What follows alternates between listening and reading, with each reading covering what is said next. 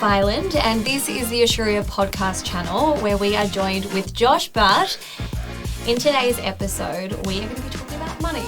Now, it is something that a lot of people avoid, but it is so important because we so often undercharge and undervalue. Josh, you have been running your business Ampel for 7 years now? Yeah, about that. Feels a lot longer. You feel like you've aged a bit in that time, do you? A lot, yeah. Tell me about pricing. How has your mindset changed from 7 years ago until now? Are you more confident in pricing? Oh, you just finished that mid-sentence. No. Yeah. Look, you never really know what your value is until you place it into the market, right? So you know how much it costs to sort of do things at like an hourly rate-ish, but then when you put in like, building a studio or, buying lots of equipment or, you've really got to factor that into the price. So you've kind of got to find a way to be able to price yourself for your service that is a fair price, that respects the value that you're trying to bring to someone's business.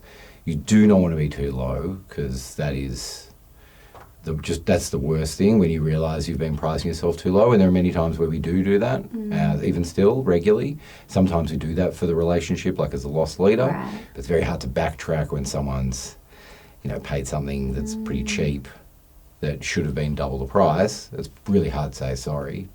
But also, you don't want to be too high, but there is value in being too high because not everyone wants you, which means you don't get a huge amount of volume. But it does mean you do need to then bring value to that high price. So I think saying it's balanced doesn't do justice for what you're trying to do with your pricing structure. I think there are going to be people that you are going to charge way more and probably actually deliver a tiny bit less, but the more you charge will affect what you are delivering when you're delivering less. It'll be at a very different sort of product level than the people that you're charging on a volume. And so you might be able to offer 10 episodes for the price of maybe what that other person gets charged to. Right. But they're completely different things. In my instance, still called podcasts because that's, anything can be a podcast. But, we always try and find a way to bring clients into our studio and into our world to be like, look, we understand what your goals are. You've only got this much to spend. We really should be spending a lot more to do that thing that you've asked for. Here's a couple of ways that, we can attack that together. I think it's really hard to work with clients who don't want to tell you how much money they have to spend. Yeah. And I think that's where, having a relationship with the people that you're working with is really important because you go, here's why it costs that. And you itemize it and you show it. Or you can say, look, this is actually going to be costing me this, so I have to charge you that. Yeah. But there are ways to work things out. I think, having a longer viewpoint of what that contract might be, for example. Yeah. Because a 12-month contract at $5,000 a month is kind of very different to, a weekly price, for example. So I just think, you've just got to figure out what your client actually needs from you. Yeah. Have you personally found your relationship with pricing and your self-worth? Have you felt that's changed over time and where are you at with that now? I've not really thought about it. But I do think that if you're making money, you're not worrying about your self-worth. I think if you're not to the same extent. And then once you get to this base level of success, then maybe that does come into play a little bit more and you want to start charging a little bit more just for your ego. But I really charge based on getting by. And quite objectively? Because I just mean there's a lot of people that don't charge what they're worth because... Right, you're not saying it's like people charging far too much. No, not for self-worth, more the other way around that. What are things that we can do to kind of work on our self-worth that are going to be making us charge, appropriately? I think you just build a rate card. Okay. And if you just go, look, here's my low rate card, my medium rate card, my high rate card, right? Here's my volume rate card, here's my special rate card. Depending on what product or service you're offering. So you've got a little bit of flexibility. Yeah, well, you kind of need to know what you're, like, if you're going to discount it, show that you've discounted it, right? You just say, look, I want to invest in the relationship. I've decided I'll give you a 25% discount. Yeah. If you do it this way, which hits the amount of money that you've got to spend. Like, there are times where people can do that as a business owner. I think if you're selling a product that's $70 or $80, for example, you might not have as much flexibility on price because you might only be working at a 20% margin or something.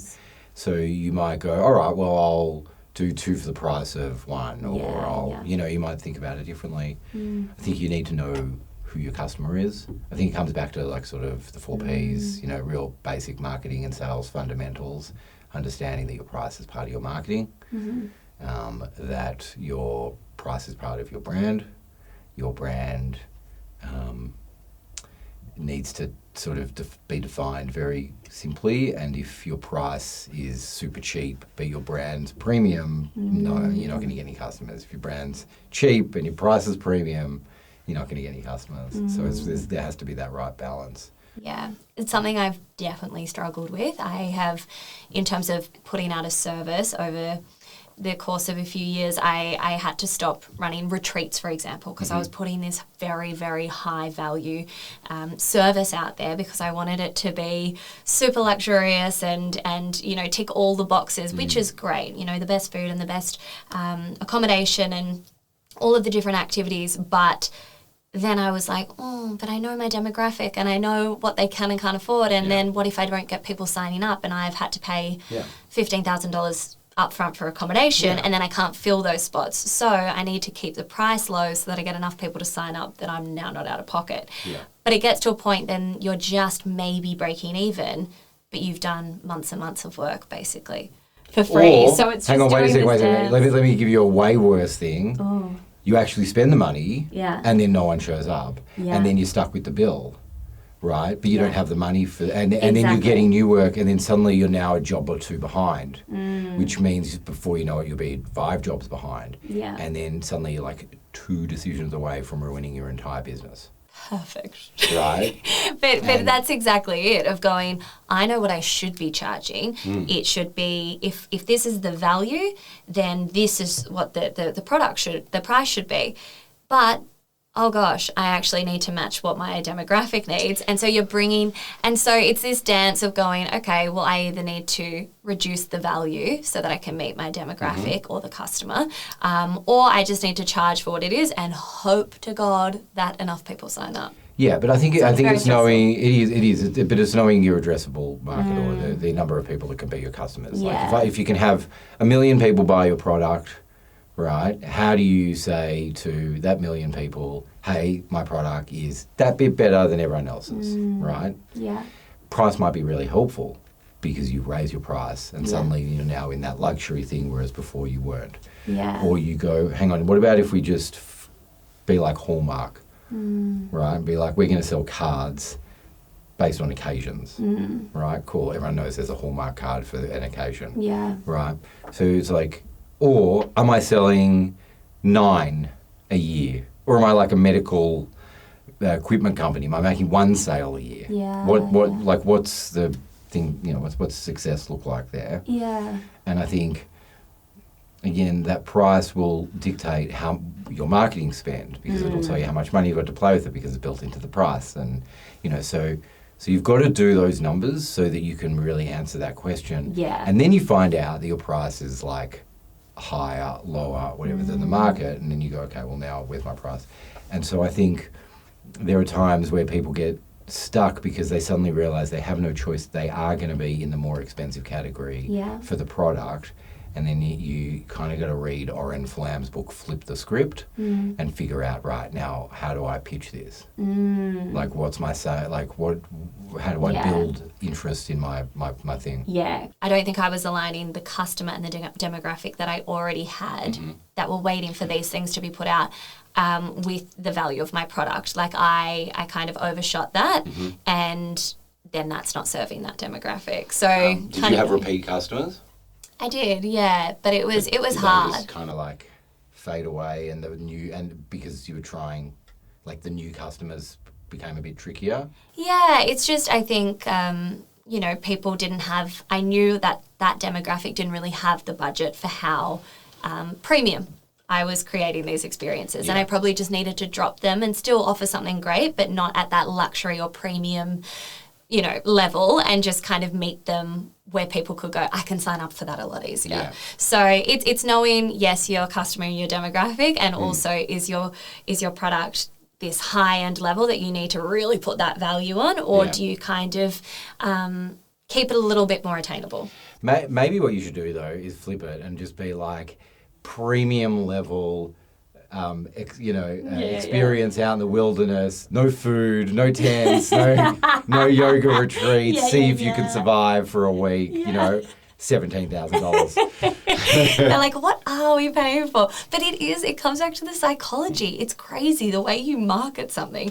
You could say, I'm going to lead you out into the middle of nowhere and you're going to have a silent retreat and put this mammoth price tag on it, and people are like, wow, like what a profound experience I've had. And so I think that is something, super interesting of going, when you commit to something and you really back it with conviction, people go, oh, I have to have that.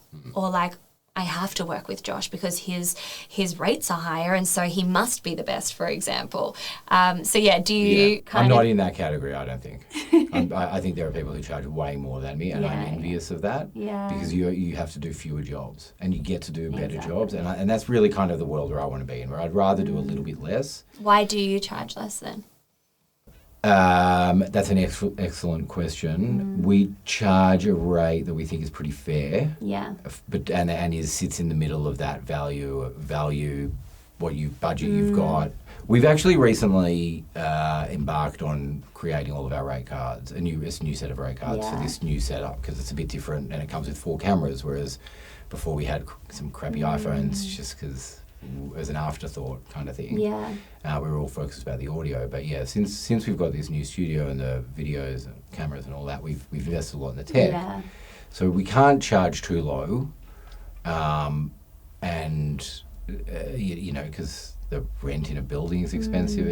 So, but we also do want to have people just turn up and rent it for a couple of hours or a full day and have a nice experience. Yeah. And so, I don't know, it's a balance. Do you think it comes with security as well? Because I feel like it is nerve-wracking sometimes charging what you think you should or you would love to charge, but going, what if then there's crickets? Because we lose those people that we are quite certain will come in and utilise our space. Yeah, look, we had a year of transition from an old place to a new place where revenue was down quite a bit as we were stopping what we were doing and restarting essentially. And I only took a few clients over at that time, which was good because I just took over the ones I could keep going with, and I kind of let a few other clients that I wasn't sure how invested they were in having a long-term relationship. I kind of went, well, look, I don't feel like you're invested, and I'm not invested in what you want to do, and so I think it's run its course. Yeah, and like you have to break up with certain clients. Yeah. You absolutely have to. It's an unspoken part of business, but as you get into it, people do start saying they were paying too little and it just wasn't worth it. And I think that's the thing about price, is if it's not worth it, why are you doing it? Over time, your rates change. That's the thing. As your business, you've got to read the market. You've got to read what people are interested in. Your packages change. So I think the other thing that becomes abundantly clear after time is that you can charge the same amount of money over the course of a year for a client in little bite-sized pieces, and you make the same amount of money from that client and they feel like they're getting good value because they're not signing a huge contract all up at now. And you're transparent. You say, look, I want to work with you over the course of a year, but I'm not going to charge you that way. Making it more digestible. Yeah, because often brands don't necessarily have huge amounts of money. I think we're hopefully at the end of the worst of the post-COVID kind of activity, let's hope. But it's definitely there's a bit more confidence in the market at the moment. And I'm just starting to hear people talk in longer term, which I'm seeing as a good sign. Yeah. But saying, yep, it's a couple $100,000 up front, commit for a year. Like, there's not a lot of, not everyone wants to do that. And not every big company and not every small company. And, like, sometimes it's the small companies that are prepared to do it. But I think also with the price, you go, look, I'm expensive, but the goal is that I only do this once for a year, you know, or we, you know. Yeah. You have a good rationale. Gosh, I have so many more questions. Give me one more. What's the one that, like, you desperately want to ask? No, I feel like you've covered so much in those answers, to be honest. Unfortunately, that is all we have time for today, but thank you so much for the chat. Thanks. Now, if you guys want to find out more about Asuria and the Workforce Australia Self-Employment Assistance Program, check the show notes or head to Asuria, asuria.com.au/podcast. This podcast was recorded on Gadigal land. We acknowledge the First Peoples of Australia and pay respect to elders past and present. We honour their ongoing connection to land, waters, culture and community and extend that respect to any First Nations peoples listening today.